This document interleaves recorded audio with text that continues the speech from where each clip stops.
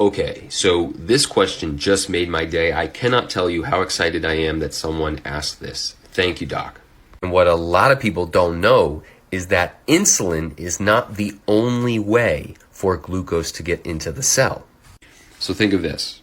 If insulin were the only way for glucose to get into the cell, how would beta cells know that glucose was present in order to release insulin? And that brings in the GLUT proteins, specifically GLUT2 and GLUT4.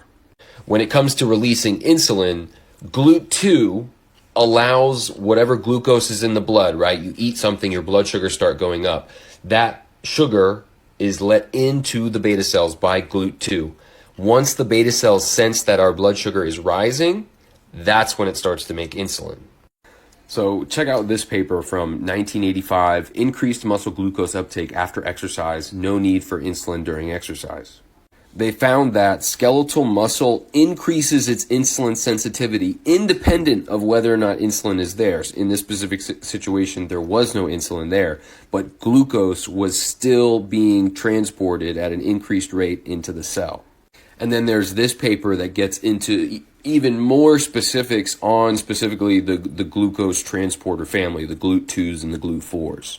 They talk about how GLUT4 is the quote-unquote workhorse in insulin and contraction-stimulated glucose uptake in skeletal muscle. Contraction-stimulated is just another fancy word for exercise.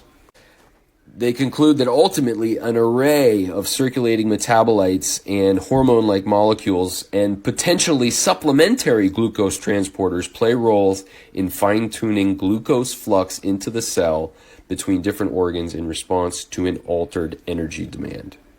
Which just speaks to the importance of physical fitness in a diabetic state. Not only are you building lean muscle mass, which itself becomes more insulin sensitive, but exercise is a way for your cells to intake glucose without needing insulin.